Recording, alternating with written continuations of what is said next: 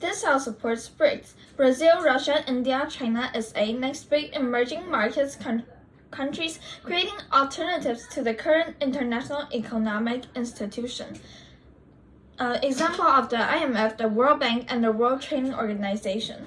Now I'm going to start of the IMF exclusionary and the harm caused by the exclusionary that IMF caused, and how does BRIC have the incentive capacity to solve this problem and also win some benefit from this institution.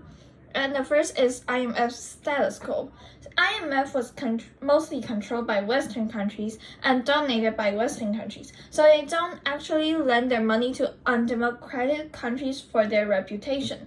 So the lending countries need to be qualified, so it can be actually very effective to help other countries that are in need. So because they're qualified is to emphasize if you have the ability to pay the money back or not. And their authority measure was because of Greece's economic fail in 2001.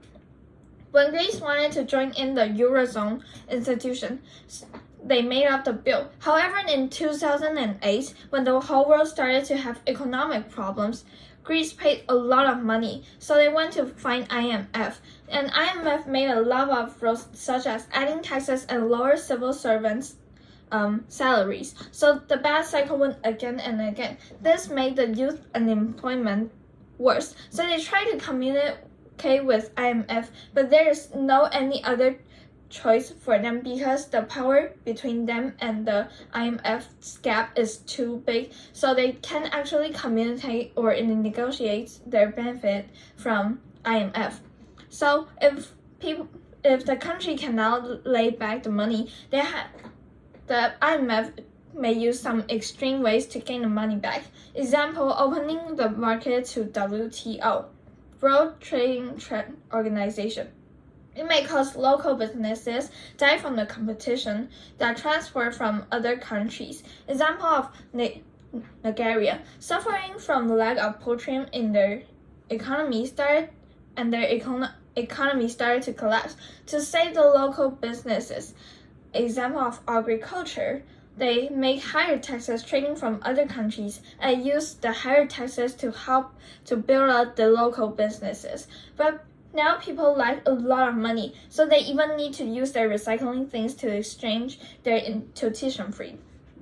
So IMF wish to gain reputation, so they have limits to their countries. IMF will wish the country who borrow their money become democracy. But comparing to BRICS, use China as an example. They don't actually care how your policy is gonna work. The principle is easy, like I lend you money and you just need to pay it back. I don't care about your policy, you don't care about my policy. Use Taliban as an example. Taliban was known as a reputation of terrorists in the global war, borrowed money from China, and China claimed to invest in natural resources from Taiwan such as petroleum.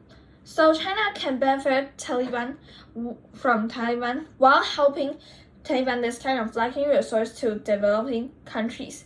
It doesn't mean that Taiwan doesn't have the potential to become a developed country, but it just means that Taiwan lack the resource to develop their country. So China helps Taliban, giving their resource to help them develop the country, while China can also get benefit from Taliban. And when the Taliban has less economic activities, the government can focus on every single economic activity, so the government control can be a lot. But when the economic activities boost, citizens may take more control of the economic activities, which maintains more freedom and democracy. And in the status quo, Taliban is still trying to help its society, even though they have a direct idea of what its society looks like.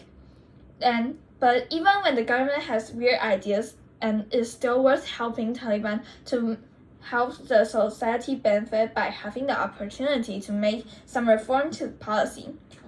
And now, talking about BRICS alternative, the first is China now cooperates with a lot of African countries which also lacks resource to develop the country. So when China gives them the resource to help them, developed country, meanwhile also make the countries admit that China actually has the capacity and ability to become a leader, and it builds out China's global leadership, which can help them go through the block from Western countries build up. And the second point is, like I mentioned before, China helps Taiwan can help Taiwan faster developed country, while China also benefit themselves using the program from Taliban. When China cooperates with more and more countries, they have more and more resources that they can use and build up more and more relationship. Example for African countries. So, as I mentioned before, African countries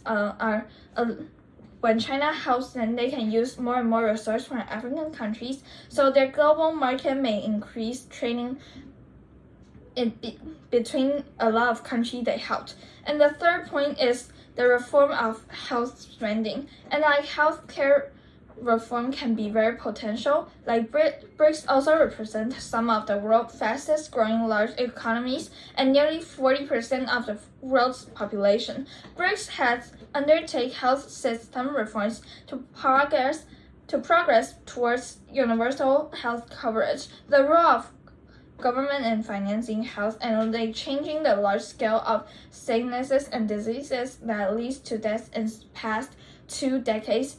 Example of Brazil, their private healthcare payments declined 31%. So it shows how potential BRICS can be, and also BRICS has the resources to help change the policy and to reform the policy to make citizens' lives better. And this is the reason we believe that BRICS countries should create alternatives to the current international economic institution. Because of these reasons, I'm proud to propose.